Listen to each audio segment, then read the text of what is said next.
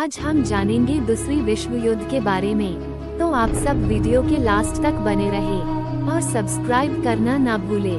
द्वितीय विश्व युद्ध एक जटिल और बहुआयामी घटना थी जो 1939 से 1945 तक चली।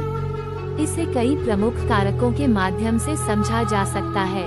1. वर्साय की संधि। प्रथम विश्व युद्ध के बाद जर्मनी पर लगाई गई कठोर शर्तों ने देश को आर्थिक रूप से तबाह कर दिया और गहरी नाराजगी पैदा की। इसने अन्याय की भावना को बढ़ावा दिया और एडोल्फ हिटलर और नाजी पार्टी के उदय में योगदान दिया। 2. आर्थिक कारक। 1930 के दशक की महामंदी ने दुनिया भर की अर्थव्यवस्थाओं को और अधिक अस्थिर कर दिया, जिससे बड़े पैमाने पर बेरोजगारी और गरीबी फैल गई। इन स्थितियों ने चरमपंथी विचारधाराओं को लोकप्रियता हासिल करने के लिए उपजाऊ जमीन तैयार की। 3.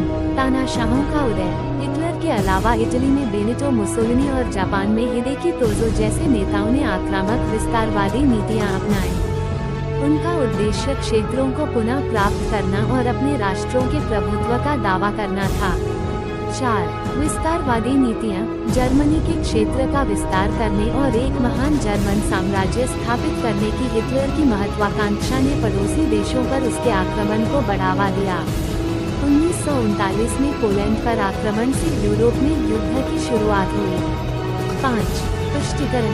युद्ध की अगुवाई में पश्चिमी लोकतंत्रों ने हिटलर की कुछ मांगों को मानकर संघर्ष से बचने की उम्मीद में तुष्टीकरण की नीति अपनाई। हालांकि इस दृष्टिकोण ने केवल उसकी आक्रामकता को बढ़ाया। 6. राजनीतिक गठबंधन। गठबंधनों और संधियों के गठन ने रिश्तों का एक जटिल जाल तैयार किया। ध्रुवीय शक्तियों जर्मनी, इटली और जापान और मित्र शक्तियों मुख्य रूप से ब्रिटेन, सोवियत संघ और बाद में अमेरिका ने खुद को तदनुसार संरेखित किया। 7. वृद्धि। जैसे जैसे हिटलर की क्षेत्रीय महत्वाकांक्षाएं बढ़ती गईं, उसने समझौतों और संधियों का उल्लंघन किया, जिससे सैन्य प्रतिक्रियाएं हुई। फ्रांस पर आक्रमण। ब्रिटेन की लड़ाई और ब्लिट्ज ने युद्ध के विनाशकारी प्रभाव को प्रदर्शित किया। 8. होलोकॉस्ट और अत्याचार। नाजियों द्वारा अन्य अल्पसंख्यक समूहों के साथ साथ 6 मिलियन यहूदियों का व्यवस्थित नरसंहार, जिसे होलोकॉस्ट के नाम से जाना जाता है, ने दुनिया को चौंका दिया और अधिनायकवादी शासन की भयावहता को उजागर किया।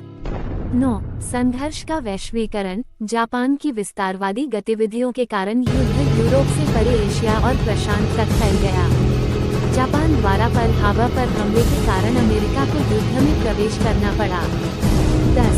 मित्र देशों के जवाबी हमले। डी-डे और पूर्वी मोर्चे की लड़ाइयों सहित सफल मित्र देशों के हमलों से युद्ध का रुख बदल गया।